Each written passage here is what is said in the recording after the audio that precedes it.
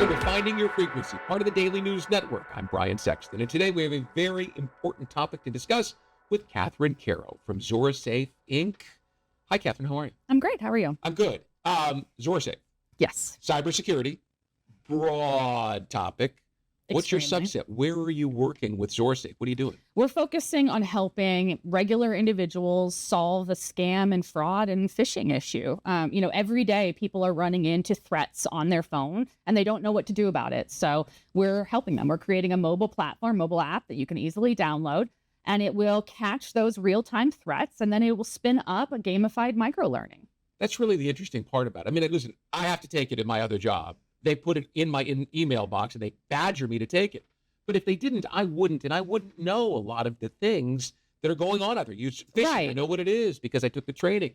Well, and let's be honest, the humans, Yeah. we are the number one issue in cybersecurity. And we are the number one culprit for 96% of data breaches. How do you keep up with it? I mean, listen, the AI factor alone has got to supercharge all of the different obstacles that you've come up against. It absolutely has, which is the reason why we have to build AI systems to combat it actively. It's not going to slow down either. No, it's going to increase. It already has increased. We've seen a 380% increase in AI-generated child abuse content. We've seen, 300% increase in child sextortion cases. I mean, it's terrifying. And just last year alone, seniors in just the U.S. lost over $16 billion to cybercrime. So think about that just from a financial perspective. And the vast majority of seniors who do lose, they lose their life savings. So your background, how long have you been doing this? I've been in tech in general for over 20 years, and cybersecurity close to it, actually. And you've seen it. We just talked about just the rapid pace of change, but when you got started, it's so much different. It's very different. AI, like you said, has supercharged cybercrime. Back in the day when I started, we saw attacks, brute force attacks on a regular basis at UF for educational materials, research materials, but it wasn't the constant thing that it is now. What's a brute force attack? Brute force is when they're just trying to attack all your systems in one place and over and over, and they're doing it incredibly, They're like the Velociraptor in sort of, Jurassic World. They find the weak spot in the fence and they get through it. Yeah, that's exactly right. So how does ZoraSafe help people avoid the raptor getting through the fence? Well, we've built a system based on zero trust architecture. Wait, stop. Zero trust architecture means everybody is a culprit.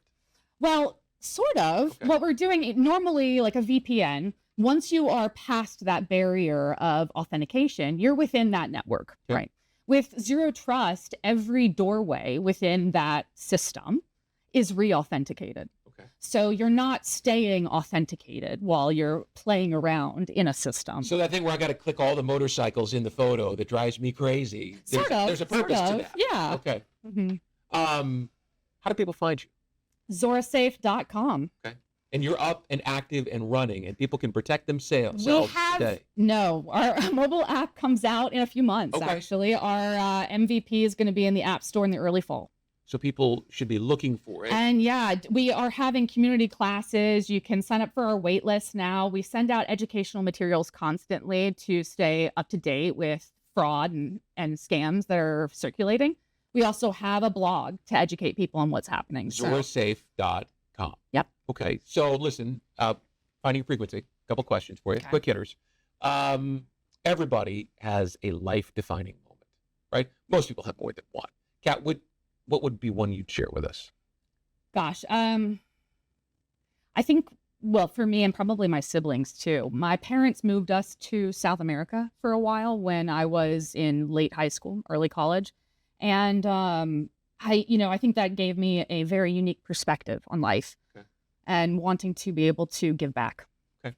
So you saw poverty. You saw third world countries. Even more, third world countries, but my mother was an aid worker. She ran a women's organization. So we were in the thick of it. Okay. So that's a great moment. Yeah, it was. Yeah, it sad moments, but yes, it definitely did. Well, I mean, look at you. You're helping other people with things that are. I guess that's right. Yeah, you are. Yeah. Okay. I like to connect dots. Everyone also has an obstacle on their way to success, a mountain they have to climb. Yeah. What was yours? I guess I have a disability. I'm immunocompromised because I have ankylosing spondylitis. It's a type of rheumatoid arthritis, Okay. but it has caused pain for me since high school. So I didn't have a diagnosis until I was in my late 30s. So I went undiagnosed, chasing a diagnosis and in a lot of pain for a long time. And I would never know it if you hadn't Not said it, because now. you're not bouncing all over the place Right. in pain. But more importantly, that probably refined your focus. It definitely did. It definitely gives me a unique focus on anyone with disabilities and Okay. building things like making things ADA compliant because of it. You have a startup. I mean, it's Yeah. exciting in a really important and insignificant area. What's a piece of advice you've learned along the way towards success that you might share with our audience? Listen and fill the room with people who know more than you do. It's a great piece of advice. Absolutely. Hang out, make sure you're around people that can lift you up. Yep. Not that you're always lifting others, although based on what you're doing, I'm sure you do a lot of that. Appreciate it. Karow, ZoraSafe. Yep. In the fall. You'll come back, right? Tell us Yes, how it's going. absolutely. Love to have you. Thanks. Thank you very much. Yes. And that'll do it for this edition of Finding Your Frequency. We'll see you next time right here on the Daily News Network.